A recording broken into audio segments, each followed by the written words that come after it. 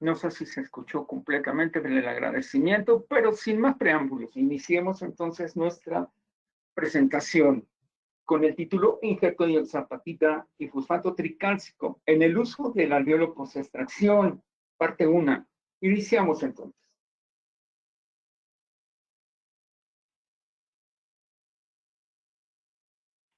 Les comparto mi experiencia. Aquí está parte de mi trayectoria.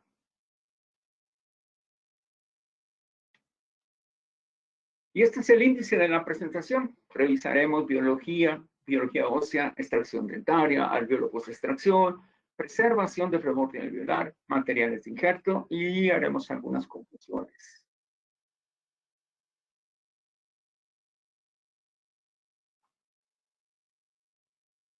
Las situaciones clínicas que resultan en la pérdida de dientes son muy variadas y usualmente involucran varias causas, como pueden ser protésicas, endodónticas, periodontales. Las consecuencias y el daño se confirman de manera precisa en el momento que hacemos el procedimiento quirúrgico. Independientemente de la causa, la lesión puede estar localizada, como observamos claramente en este sitio, donde el soporte de los dientes vecinos está prácticamente íntegro al diente involucrado. O podría involucrar varios dientes en el mismo segmento y con varias causas, como etiología, como vemos este caso. Radiografía nos muestra una severa lesión apical, nos muestra lesión periodontal, pérdida de inserción en el lateral, los tratamientos de conductos sin juzgar a nadie, el tratamiento protésico, es decir, la involucración en este caso es múltiple. Si se combinan los efectos de la periodontitis, es decir, la pérdida del soporte periodontal, la lesión pulpar periapical, la inadecuada restauración protésica y la extracción dentaria como consecuencia de estas condiciones, las consecuencias serán aún más graves, lo vemos en la imagen, sin olvidar que existen otras causas que también indican la extracción dentaria, como pueden ser traumatismos o fracturas. El objetivo de este webinar en su primera parte es muy preciso: presentar las bases y razonamientos en el manejo del alveolo post-extracción en la práctica clínica general que puede hacer el dentista que maneja extracciones para poder minimizar las consecuencias, reducir estas consecuencias funcionales, protésicas y estéticas debido a la pérdida de dientes.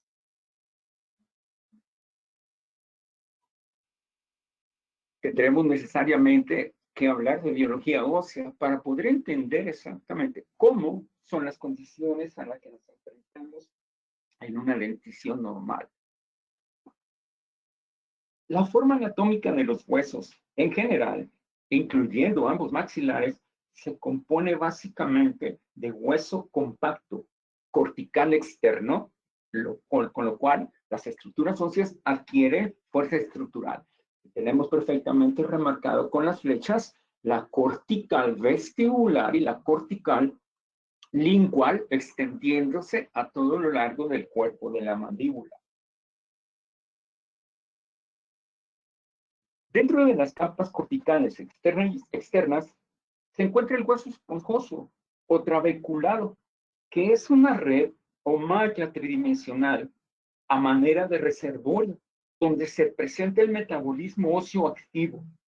Esta especial arquitectura, el hueso trabeculado, permite todos los procesos dinámicos de remodelado y reparación de las formas óseas modificadas o alteradas, ya sea por la demanda funcional y o por los procesos patológicos. El proceso alveolar o apófisis alveolar, anatómicamente, si tomamos un hueso maxilar superior inferior, la apófisis alveolar sería la parte del hueso que contiene los alveolos y obviamente los alveolos los dientes. En la imagen lo vemos perfectamente delimitada. Esta apófisis se desarrolla en conjunción con la erupción dentaria.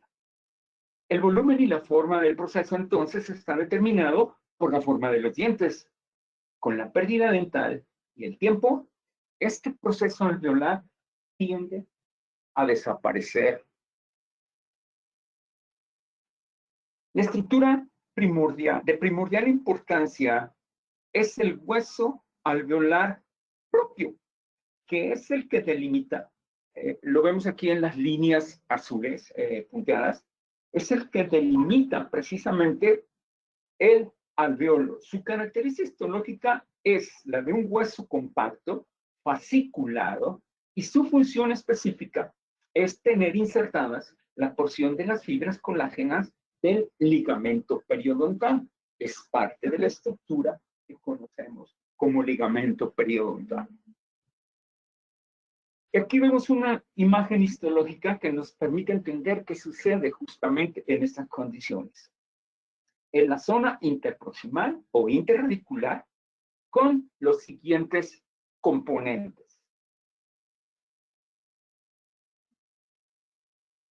El hueso trabeculado o esponjoso, ya habíamos comentado, es el sitio donde se da el metabolismo óseo mucho más activo.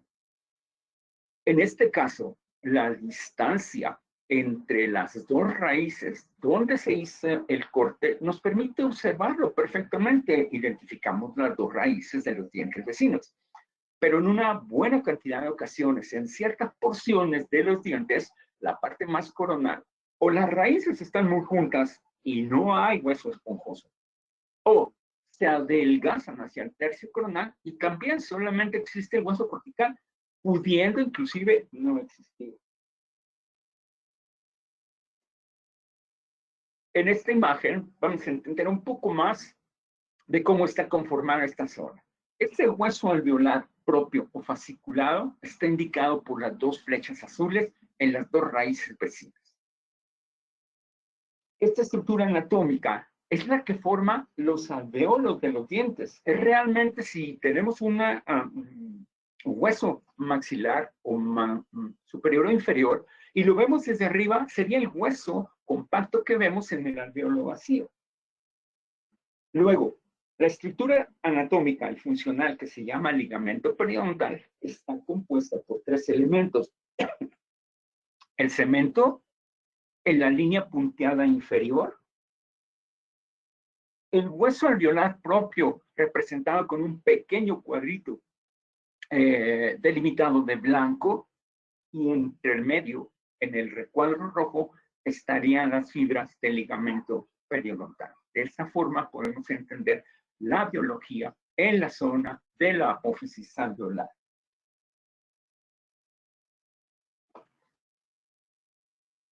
Como siguiente punto, analicemos las causas que llevan a la extracción dental.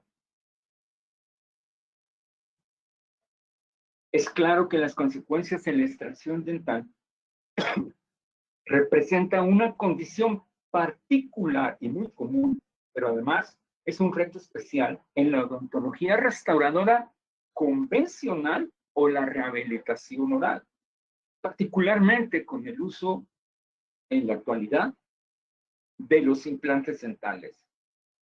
Si la extracción dentaria está indicada, se puede evitar, minimizar o reparar las consecuencias de la pérdida de los dientes por la causa que sea. Será una pregunta que contestaremos en los siguientes minutos. Hablamos un poco del alveolo post-extracción. Okay, ya tuvimos la necesidad de hacer una extracción. ¿Cuáles son las características de ese alveolo en el cual ya no hay diente? Tenemos dos condiciones muy precisas, que son el alveolo intacto y el alveolo comprometido.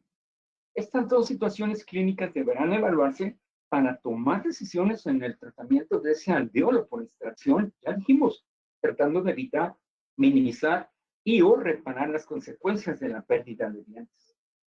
Esta diapositiva está basada en una clasificación propuesta por el doctor Sardanapoli en el año 2021. Vamos a tratar de evaluar esta clasificación. En el alveolo en tanto tendríamos dos condiciones. En negro y letras pequeñas está exactamente como está en el texto reportado en la literatura, y en azul la traducción. Tenemos la clase 1, que es un sitio de extracción intacto con condiciones anatómicas favorables. Es un alveolo ideal. Por la causa que sea, quitamos el diente. Luego tenemos la clase 2, que también es un sitio de extracción intacto con condiciones anatómicas ya no tan adecuadas, parcialmente favorables. Pero luego tenemos un alveolo comprometido, el cual en esta clasificación el doctor propone lo siguiente: reevaluarlo como un sitio de extracción parcialmente comprometido. Ya no está en las condiciones ideales, puesto que tiene esas condiciones anatómicas son desfavorables. Y la clase 4 es un sitio de extracción severamente comprometido, pero además con condiciones anatómicas desfavorables. En el alveolo intacto, las posibilidades de un manejo por el dentista de práctica general son muchas. Con un poco de atención y conocimiento, puede manejarse en la práctica diaria de la consulta general o no especializada. Ya en el alveolo comprometido, pues, clasificaciones un poco más delicadas. Ahora, veamos cómo evaluar o qué factores tomar en cuenta para tomar esa decisión acerca de un alveolo intacto. Estos son los aspectos que se van a considerar. El fenotipo se refiere a las características anatómicas de ese alveolo, que podrían verse alteradas por la posición del diente en la arcada. Es decir, debemos entender que ese alveolo intacto, dentro de su forma, aun cuando esté intacto, podría haber situaciones que lo pongan un poco en situación delicada. Luego, con la descripción de las características del alveolo, pues podemos hacer la clasificación que hemos revisado hace una diapositiva. También muy importante evaluar las condiciones interproximales. Hay dientes vecinos, es un diente único de extracción, cómo están los dientes vecinos en relación a ese alveolo, etcétera, etcétera. Básicamente, estos puntos serían los que nos darían una apreciación para tomar entonces la decisión e inclusive clasificar. Pero ahora veamos la condición o las características del alveolo post-extracción cuando está comprometido. Revisamos prácticamente lo mismo que en el alveolo intacto, pero la imagen radiográfica ya nos sugiere alteraciones en la zona de la extracción. La lesión en la raíz distal de este molar, la pérdida de soporte periodontal, la mala posición del diente vecino, es decir, ya estamos ante una condición de un alveolo comprometido. Y lo estamos viendo justamente previo a la extracción. Y la radiografía se convierte, sin duda alguna, en la base para poder tomar esas decisiones, más los datos en la clínica. En un alveolo intacto, podemos entonces evaluar cuáles son esas condiciones que hemos mencionado en cada sitio.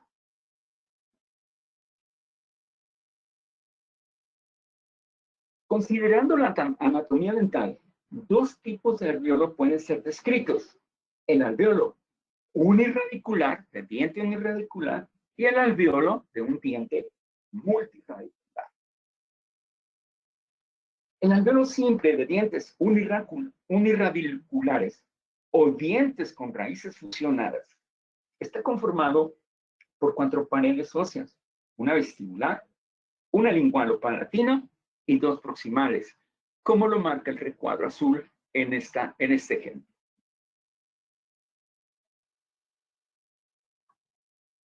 El alveolo post-extracción intacto en un diente multiradicular tiene además un septum, es decir, en el ejemplo que estamos viendo es el septum interradicular marcado con la línea azul. Hay que considerar entonces que las características anatómicas de los componentes de un alveolo de este tipo son altamente variables y dependen principalmente de las características histológicas anatómicas de las raíces y del hueso alveolar.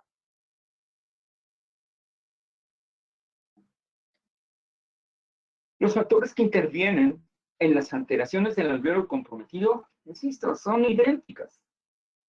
Cuando las consideramos lo mismo que en el alveolo pues, no comprometido, pero las secuelas, el manejo, el tratamiento, el diagnóstico, la respuesta biológica, la cicatrización será completamente diferente.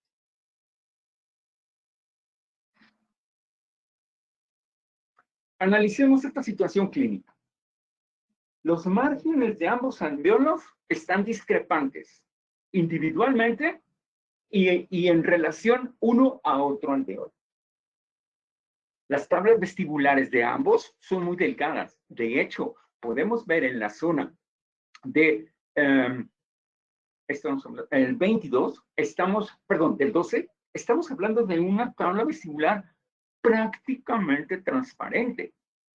De suerte no se vino en el momento de la extracción, porque tiene que ser un procedimiento muy delicado. Entonces, si dejamos ese alveolo cicatrizar de manera natural, esa tabla se va a perder. Es obvio, se va a perder. Ahí solamente hay una cortical que es cortical externa, es hueso alveolar también, pero no hay hueso medular. Es muy común los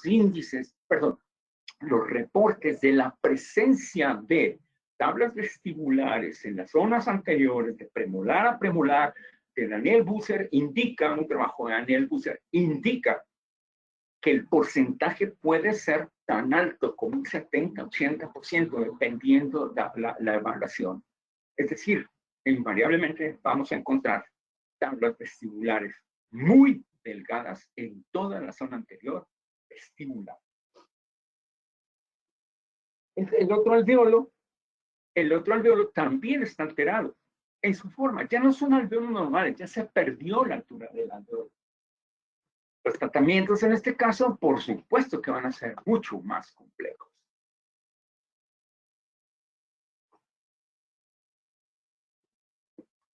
¿Qué otras causas alteran la morfología del alveolo post-extracción? Patologías previas, trauma en el momento de la extracción, complicaciones en el procedimiento quirúrgico. Veamos, por ejemplo, uno de patología previa. Veamos la lesión periapical con una evolución crónica, y crónica estoy hablando de años, con una resorción radicular, con pérdida de soporte periodontal involucrando también el molar vecino. Y vemos la imagen clínica y vemos las características en esta situación, pues ya no serían tan adecuadas. Es decir, hay que manejar ese alveolo post-extracción tratando de evitar consecuencias que puedan darnos problemas en la restitución de ese diente, no importa protésicamente o con implantes. Otro ejemplo más de patología previa. El caso muestra las secuelas de un traumatismo con resorción radicular, lesión periapical manifiesta, podemos observar en el diente extraído, y además lesión periodontal, confirmada por la presencia de depósitos de placa y sarro. Claro que esto complica la extracción. Y, obviamente, la cicatrización del alveolo.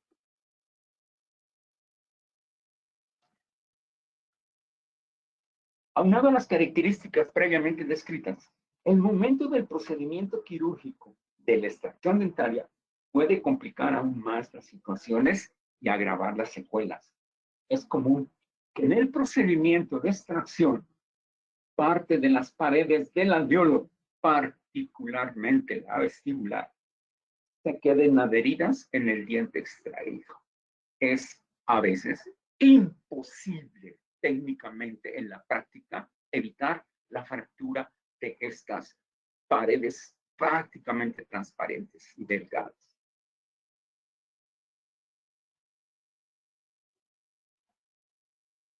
Cuando el registro de los datos clínicos y radiográficos anticipa un procedimiento de extracción complicada, por por ejemplo, raíces divergentes, anguladas y o la perforación del piso del seno maxilar, como es el caso de la imagen, las consecuencias en el sitio de la extracción y la cicatrización todavía se podrían complicar más aún.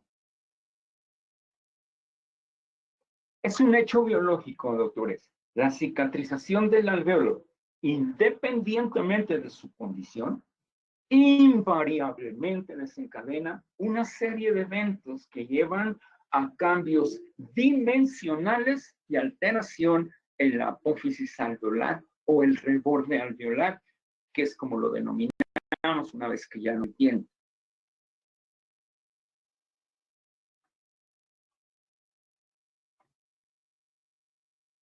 En un reporte de la literatura, se menciona que hasta el 91% de los defectos en el reborde anterior fueron causados por la extracción dentaria.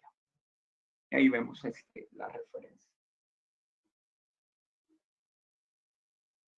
Esta imagen múltiple de la arcada superior en tomografía nos muestra las secuelas de la infección periodontal más extracciones dentales.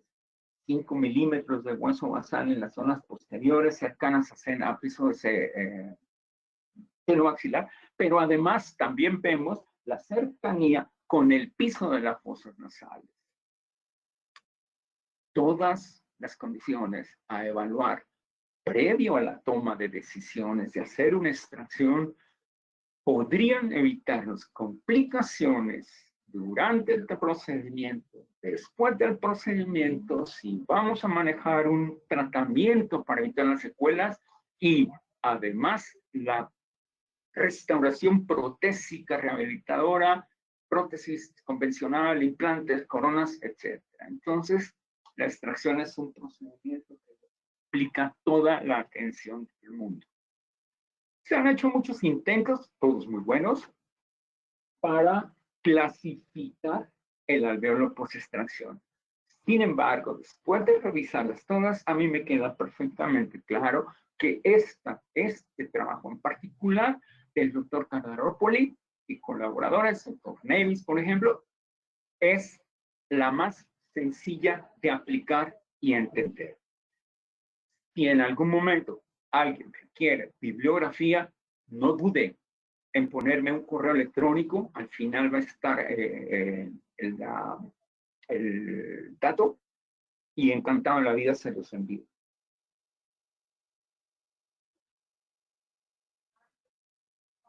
¿Cómo prevenir las secuelas de la extracción dentaria? El procedimiento es denominado preservación del reborde alveolar y es el que cumple el objetivo precisamente.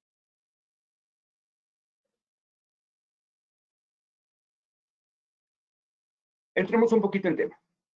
Existe el material de injerto ideal. Para muchos de ustedes esto será un repaso, pero creo que vale la pena estar muy preciso.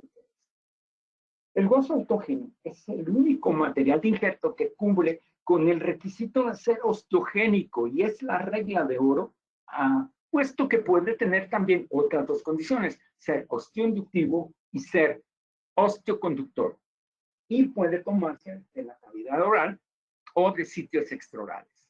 ¿Qué significa osteogénico? En forma muy simple. La presencia de células viables, células óseas y células que pueden ser inducidas a convertirse en células formadoras de hueso y van directamente en el injerto, en el trozo de hueso que se tome de donde sea, y van directamente al sitio y en teoría ayudan a la formación del nuevo hueso. Es inductor también porque dentro de ese hueso y el proceso de cicatrización se van a liberar sustancias activas biológicamente que todavía realzarían más esa capacidad de que se forme el hueso en el sitio donde se colocó el autoinjerto. Pero además es osteoconductor, es decir, forma también un andamio, una malla dentro del sitio o en el sitio en donde técnicamente van a proliferar también más, va a favorecer más la formación de hueso.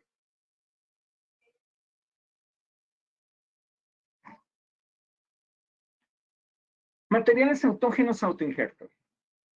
Es cuando consideramos el origen de los materiales, tendremos entonces este tipo, el material autógeno, que es material de un mismo individuo trasplantado de un sitio. Usualmente, en el área de odontología, es cortical o hueso esponjoso, medular, viable. Viable significa que pues, está en vivo, está activo. Tenemos también los materiales halogénicos, si se refiere a tejido de un individuo a otro de la misma especie. Los materiales de injerto que podemos conseguir en los bancos de tejido. Usualmente es bajo el proceso de liofilización que nos los hacen utilizables. El hueso y la piel, sin duda alguna, que son los más comunes en el área odontológica. Y seno injerto se refiere a tejidos de una especie a otra. Es decir, se toma el componente mineral o colágeno, en el caso de la piel, principalmente. Y su origen puede ser bovino, porcino, equino. Y al final tenemos los injertos aloplásticos, que son materiales sintéticos, como la hidroxiapatita, fosfato tricálcico, algunos vidrios activos o polímeros. Y su proceso tipo farmacéutico, es lo más importante, es altamente controlado, lo cual permite modificar las características físico-químicas con un alto índice de seguridad biológica. Algunos datos precisamente de hidroxiapatita se ha utilizado desde hace muchísimos años con resultados muy variables dependiendo de dónde se utilice. La literatura está llena de información acerca de esto. También el fosfato tricálcico beta, la misma historia, simplemente son componentes naturales que se encuentran en el hueso humano, en el hueso prácticamente todos los mamíferos, y es el componente mineral hidroxiapatita y fosfato tricálcico, los más importantes minerales en el hueso. Y también hay reportes desde el siglo pasado.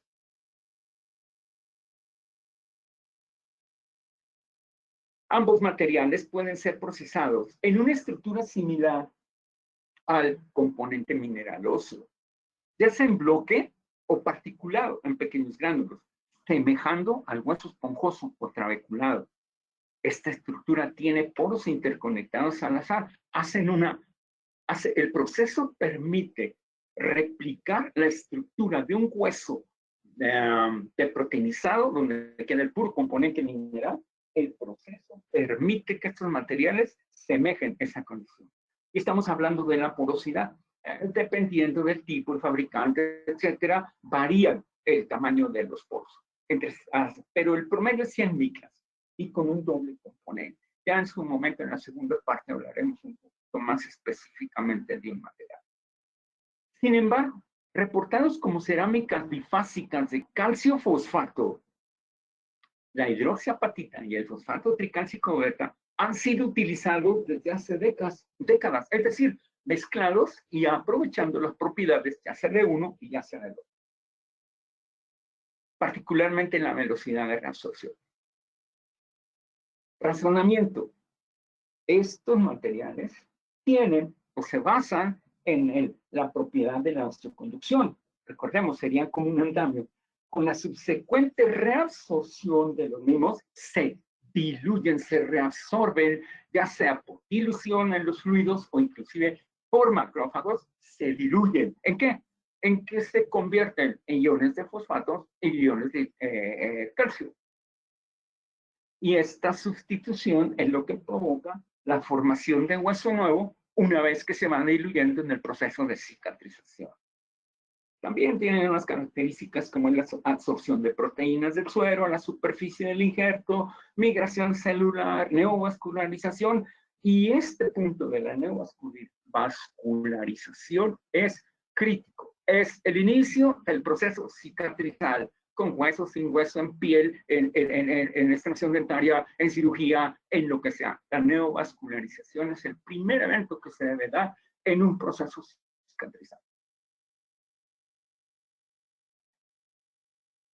Otras más, bueno, dilución de las partículas, reabsorción fagocítica, deposición de hueso sobre el mismo material que lo vemos en algunos materiales de otro tipo, particularmente los senoinjertos, en donde permanecen las partículas por muchísimo tiempo y se forma hueso, y ahí quedan embebidas dentro del propio hueso, pero como partícula del material injerto, cosa que no sucede con estos materiales cerámicos como la hidroxapatita y el fosfato de calcio. Bien, entonces, veamos entonces un caso clínico. Pueden observar perfectamente en la cual vemos la imagen previa. ¿De acuerdo? Pues creo que todos estaremos de acuerdo que la extracción es lo más indicado. No veo muchas posibilidades de que se conserve con ningún tratamiento. Y puedo pensar inclusive en la hemisección, en tratar de recuperar una raíz, etc. No creo que haya manera de mantener.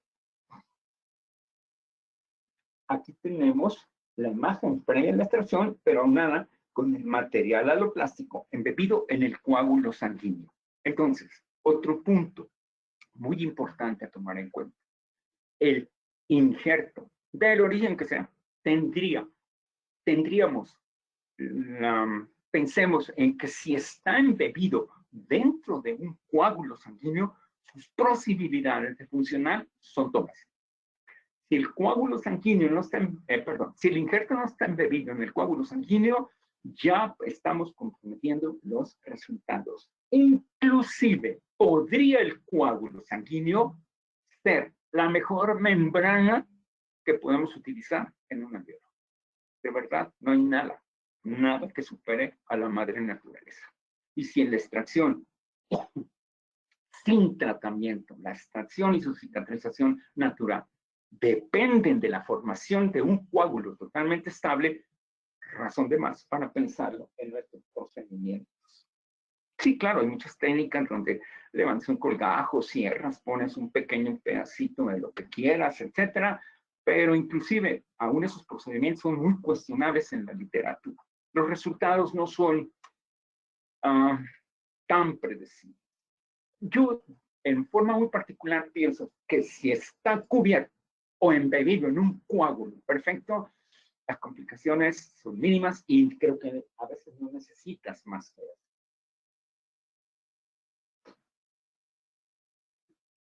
Y en esta radiografía vemos perfectamente el sitio post-extracción con la colocación, en este caso, de fosfato de cálcico beta.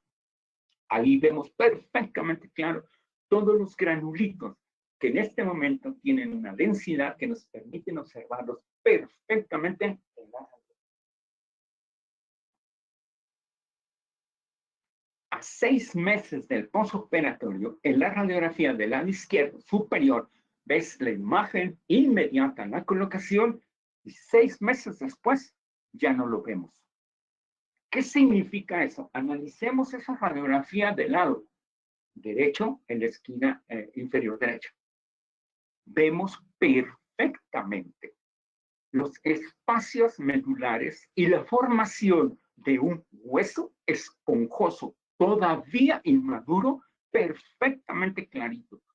Recuerdan que una de las características de estos materiales biocerámicos es la disolución y reabsorción, y conforme se van diluyendo, se va formando hueso nuevo, hueso del propio receptor. Esta imagen me encanta. En algún momento alguien dijo, hey, ya no hay material.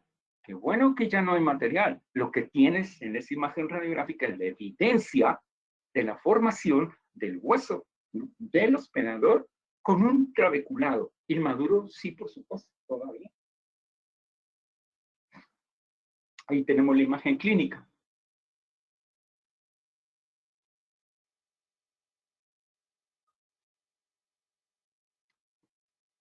Vamos muy bien en tiempo. Hablemos entonces de las conclusiones. La consecuencia de la extracción dentaria o las consecuencias de la extracción dentaria afectan la restauración protésica, tanto en funcionalidad, en diseño y en estética.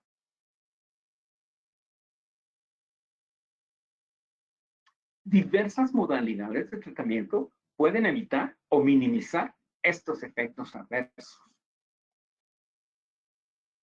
Los injertos óseos representan una probada eficacia para prevenir y corregir estas alteraciones. Estamos hablando de los 3 tipos de injerto,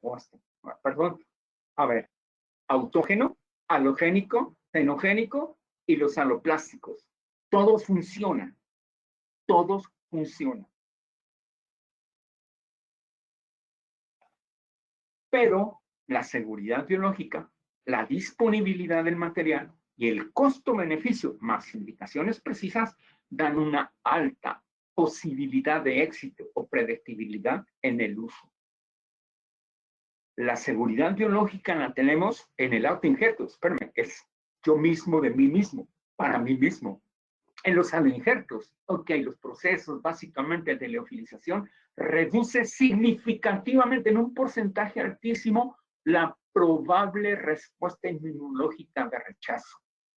Inclusive de la transmisión. No está exento, pero las probabilidades son muy bajas. Acaba de aparecer en la literatura un reporte del Centro de Control de Enfermedades en los Estados Unidos, donde un material de injerto fue la causa de una infección en varios pacientes. Pero su seguridad es muy grande. Hablamos de los senoinjertos, como prácticamente en los senoinjertos se utiliza el componente mineral, pues también está muy reducida la probabilidad de rechazo. Pero que más seguro que un material que se hace en un proceso farmacológico perfectamente controlado, que serían los injertos aloplásticos. Cuestión simple y sencillamente de la elección del operador, su conocimiento acerca de usar, cómo usarlo, cuándo usarlo, qué esperar del procedimiento, cuándo está indicado, etc. Entonces, los injertos aloplásticos tienen indicaciones muy precisas y una probada eficacia. Al ser, doctores, como todo en la medicina y en la odontología, si está perfectamente evaluado con sus bases biológicas, sus bases clínicas, y sabemos las indicaciones, podemos pasar al siguiente nivel de la medicina, que es la predicción de los resultados.